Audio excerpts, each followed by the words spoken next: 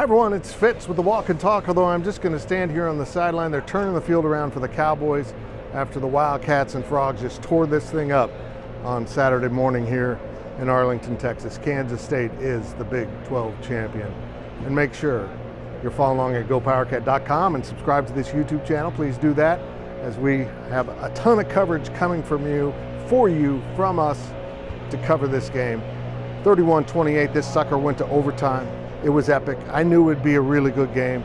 I thought K-State would win by 3. K-State won by 3, but that's not how I thought it would go down.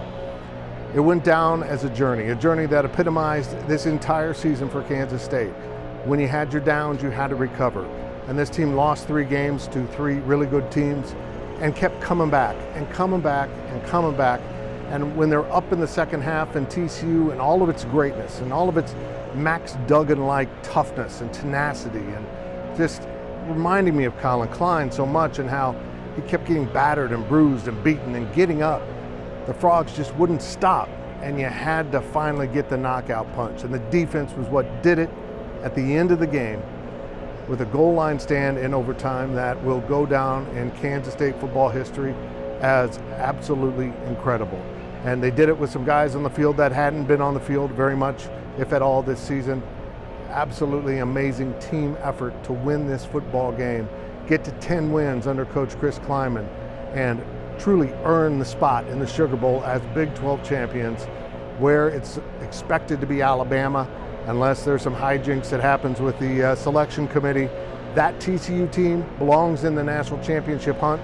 They belong in the 4. Hell, they belong at number 3. Nobody should be hopping them that didn't play this weekend, because that is an incredible football team that Kansas State beat.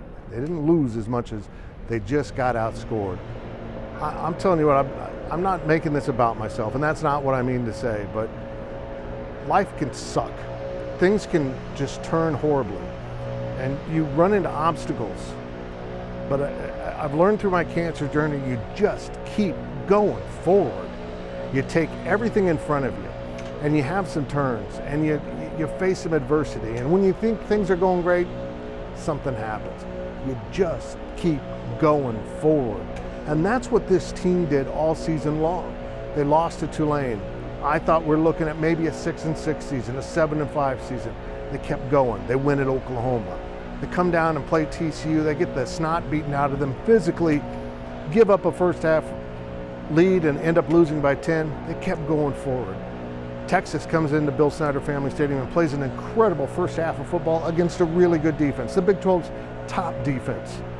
And the Longhorns kind of took them to the woodshed in the first half. And they came back in the second half and made it competitive. And after that loss, they kept going forward. They kept finding a way to win. They kept finding a way to make the next step, make the next play, beat Kansas, get to the Big 12 championship. And they weren't here for an appearance trophy. They weren't here to feel good that they made the championship game. They emphasized in the post-game press conference, they came here to win.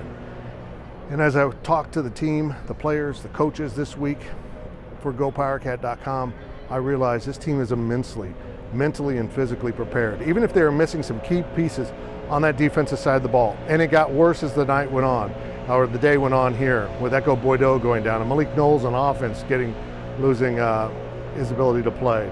We don't know what the nature of those injuries are. We'll try to find out. But this team kept going forward. Even as the Frogs rallied, they never let down. And that defense was completely gassed in the second half. You could see them trying to chase Max Duggan as that Warrior kept getting first downs and getting in the end zone. And they finally found a way to stop them before they got in the end zone. A razor-thin margin, but a margin that Kansas State came out on top of.